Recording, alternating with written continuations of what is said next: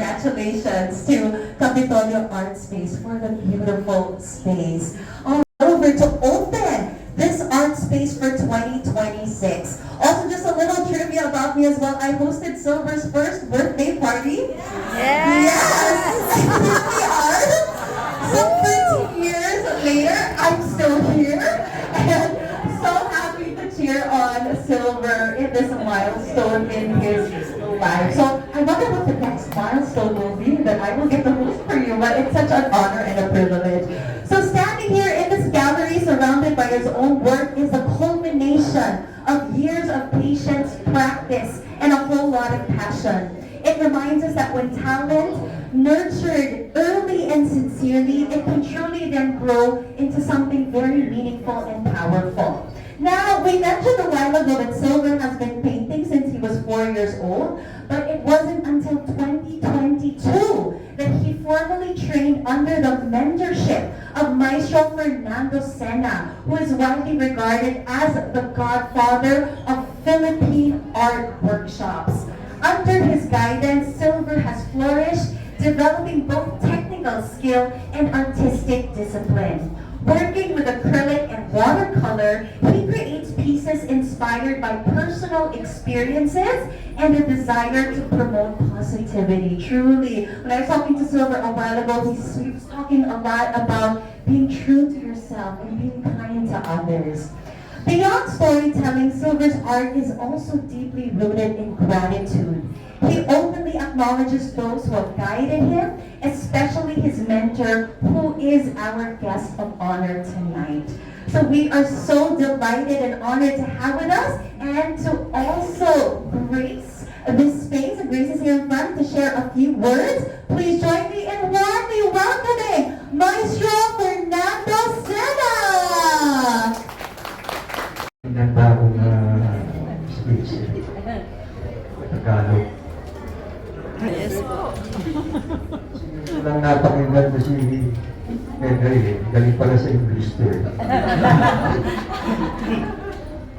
Bago po ako mag-umpisa, ay gusto ko po munang tawagin yung kanyang lola. Will you please come forward? I want Lola, the Lola of to be recognized.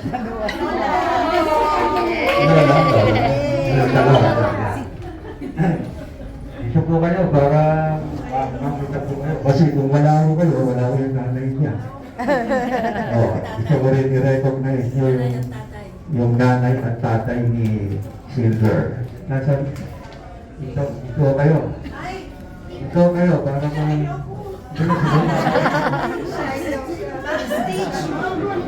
magandang tatay. Magandang gabi po. Picture muna tayo, picture. Picture ng PNP.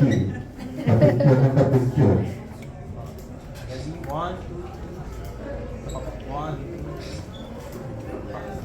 Thank you po. Thank you. Ito na lang po yung iwanan, pinapagahan ako. Magandang gabi po, mga kapatid, mga kapamilya, at mga kapuso sa larangan ng pagtutupang. Mga kaibigan, kapwa-alagad ng sining, mga tagapagtaguyod, at mga sumusuporta sa sining na may layo. Isang malaking karangalan at personal na kagalakan ang tumayo rito ngayong gabi para sa pagbubukas ng Silver Linings. Ang kauna-unahang malaking exhibit ni Silver Jacinto Carreño. Bilang isa sa naging guro ni Silver, ang isang taling ito ay napakahalaga. Ang masaksiyan ang paglago ng isang dating mag-aaral. Hindi lamang sa husay, kundi sa paninindigan, lalim ng pag-unawa at linaw ng tinig, ay isa sa mga tahimik ngunit napakahalagang gantimpala ng pagtuturo. Noon pa man, habang inuhubog pa ni Silver ang mga batayang anyo, at ekspresyon. Malinaw na ang kanyang pagiging sensitibo sa mundo at ang kakayahang makaramdam ng mga bagay na hindi agad nakikita. Ngayong gabi, ang mga unang hilig na iyon ay ganap ng nahubo sa mga likhang hindi lamang humihiling na pagmasdan, kundi nagkaanyaya sa atin na huminto, magnilay at makiramdam. Sa pamagat na silver linings, ay lalong nagiging makahulugan sa gitna ng kasalukuyang kalagayan ng ating bansa. Napupuhay tayo sa panahon sunod-sunod ang mga krisis.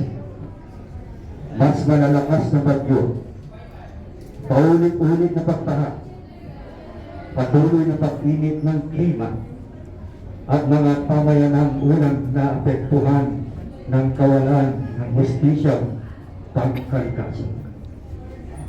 Para sa maraming Pilipino, ang katatagan ay hindi lamang katangian, kundi pang-araw-araw na pangangailangan.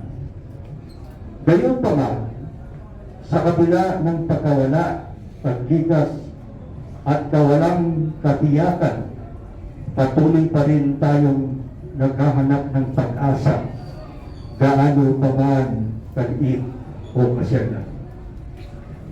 Ipinaalaala ng exhibit na ito na ang pag-asa ay hindi pagtanggi sa hirap. May silver lining dahil may mabibigat na ulap sa pamamagitan ng mga likha ni Silver. Hinaharap natin ang may hirap na realidad habang pinananatili ang paniniwala sa malasakit, pagkilos, at sama-samang pananagutan. Hindi sumisigaw ng sagot ang mga obra. Bagdos, nagbubukas sila ng mga usapan tungkol sa ugnayan natin sa kalikasan, sa isa't isa, at sa hinaharap na ating binubuo. Napapanahon din na ang exhibit na ito ay para sa kapakinabangan ng Klima Art Foundation. Ang sining ay hindi kailanman limitado sa ganda lamang.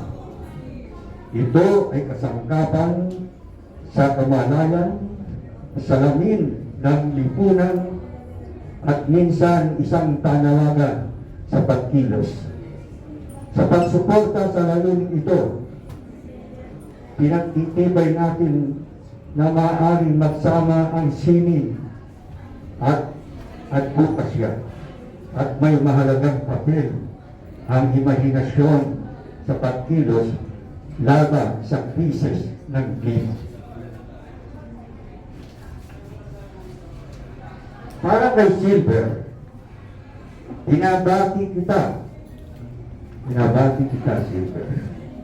Nagsisimula pa lamang ang iyong paglalakbay, ngunit malinaw na ngayong gabi ang iyong integridad, layunin at malasakit. Naway patuloy kang lumikha ng mga obrang tapat, matapang, at may malalim na empatya. At sa inyong lahat na narito, maraming salamat sa inyong pagdalo, hindi lamang para sa sining, kundi para sa mga kahulugang kasama nito. Naway ipaalaala ng gabing ito na kahit nasa gitna ng kawalang katiyakan, maaari tayong pumili na magmalasakit, makinig, at humanap ng liwanag ng magkakasama. My last words, my beloved viewers, as we open the exhibit of Silver, the first thing that we're going to do is ask for a reservation form and the prices of Silver Casino. Because that is one way of supporting our gallery. I think this is the nicest gallery in the Philippines because you are giving an excellent opportunity to our young artists. Kasi alam nyo, ang artist dito sa Pilipinas ay parang katulad ng bundok na nasa gitna ng dagat. Marami ang nakalubog, kung konti lang ang nakalitaw. Hindi katulad ng gallery ito. Binibigyan nila ng pagkakataon ang mga young artists para sila ay umangat. Alam ko, nagpunta kayo dito, kayo ay nagbuwis ng buhay para lamang makita ang kagandahan ng likhang sining ni Silver. Habang tinitingnan po ninyo ang mga paintings niyan, hindi lang po niyo titingnan ang harap ng paintings. Damay niyo ang likod ng paintings. Ano yung likod ng paintings? Ang puso, paghihirap, pagsisikap ni Silver. Ano ba ang likod ng painting? Ang kanyang mga magulang, ang kanyang lola. Ano ba ang likod ng mga painting si Silver? Kayong mga kaibigan niya na patuloy na sumusuporta na nagbibigay galang sa mga tathang sining ni Silver. So, I hope, sana naman, huwag mo kayong aalis na walang nabibigpit na painting ni Silver. Thank you very much. Magandang gabi po sa inyo. Thank you so much, Maestro, of reminding us na tinitignan natin yung opera, hindi siya nagbibigay ng sagot, pero nagbubukas siya ng usapan at nagbubukas din ng isipan at ng ating puso. Alright, with your mentorship, Maestro, Silver is really driven by a deep ambition to champion Filipino creativity on a global scale. Now, Silver really sees himself as a representation of what a young artist can achieve, and he hopes his work can help shine a light on the immense talent of this country. For him, art is not just about skill, but also about identity, purpose, and voice. Each piece of Silver Linings, The Emergence, reflects not only his personal creative journey, but his deep hope to inspire others, especially young creatives like him, who are still learning to believe in their own potential. Now, one of the most moving works in this exhibition was inspired by a life-changing moment. So Silver, in his young life, actually had a near-death experience. And what happened to him was he suddenly felt that his airway was blocked, and it was very difficult. He could not speak or call for help. And alone in his room in panic, he turned to deep prayer and he called on his angels and was saved. And this profound experience then gave birth to the painting Miraculous Herald. And it is this one over here, the angel. And it's an angel with vibrant, colorful wings playing a trumpet. And I believe, Silver, that's one of your favorite pieces as well, because it's really tied to that experience in his life. So it is a painting of faith and gratitude, and a reminder as well of how art can transform even the most challenging moments into hope.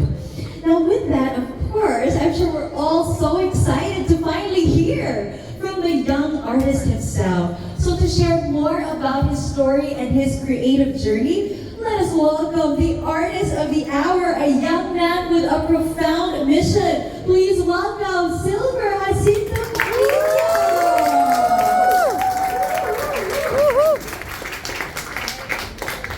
Hello everyone. I'm just so appreciative of everyone here. Thank you all for being here. This is my very first exhibition. This is called Silver Linings because art should be a source of light.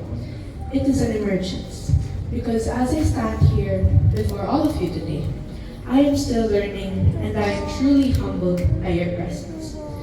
I hope to serve as an instrument of inspiration, showcasing the immense talent and heart of young Filipino artists. Sobrang daming magagaling dito sa Pilipinas. And as I open this first solo chapter, I am very grateful for everything that I can share my vision. First of all, I want to thank Maestro Sena for teaching me to express myself without being too serious, for his patience, generosity, and kindness. I cannot imagine a world without the Buenos Artes community, where we witness Maestro Sena's light and love for teaching, together with our other teachers. It's been so helpful, especially during the pandemic, where art and color helped me cope throughout such trying times. I also want to thank all of you who made time to be here. My friends, my family, the Ateneo community, the art community, and our dear friends from Capitolio Art Space. Thank you for choosing me and featuring my work to start off the year. All the places you see here has a story, and I'm very happy to share them with all of you. A special shout out goes to my dear Ate Sabine, who has always been there for me, especially when I have to vent or rant for something. She created all my exhibit-related materials, the invites, the posters, and the banners. I would also like to express my profound gratitude to my mom. She didn't just encourage and motivate me to pursue painting the moment she knew I was gifted with this blessing. She also drove me to painting class every week and spent hours waiting. That, as a result, she actually started painting with me. Most importantly, this show is for the children of the Calma Art Foundation, my chosen beneficiary. This organization provides healing to abused children through art therapy. It is founded by another mentor who unfortunately is not able to join me today because she has an exhibit in Singapore, my Ate Cruz. Through Calma, of which I had the privilege and opportunity to volunteer for, I've seen firsthand how art can heal. And I want my work to have a purpose beyond the frame. So, as you support my paintings, which someday will be worth millions,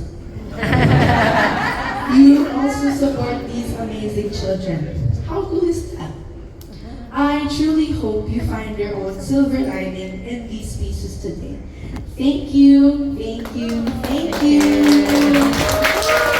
Share your heart, your vision, and your advocacy with us. Your talent, humility, your vision, your generosity, and your purpose really remind us why art truly matters. So he really wants to use his art to make a difference. So once again, everyone, Silver Linings, the Emergence will run until January 19 here at Capitolio Art Space from 10 a.m. to 8 p.m. So please tell all of your friends and your family about it. Spread the word. If you have young artists that are looking to be inspired by a fellow young artist who is able to mount a solo exhibition, please bring them here. We also have an e-catalog of Silver's collection. So there are QR codes situated on different walls and with different artwork, so you can scan that to get the e-catalog of Silver's collection. And for any of the paintings you're interested to take home, please approach John Rick or Aliyah from the gallery and they'll be happy to assist you. Well is generously supported by Genki Sushi, friends and family, Gold Leaf Teas, and RC Dairy. Alright, so we are about to officially open this exhibition. So we will now have our official ribbon cutting. So we'd like to call back in our artist, Silver of course, and joining in for our ribbon cutting, we'd like to call back in Maestro Sena, also Sir Egay Rojas, and Ate Sabine. Let's count down everybody and go! And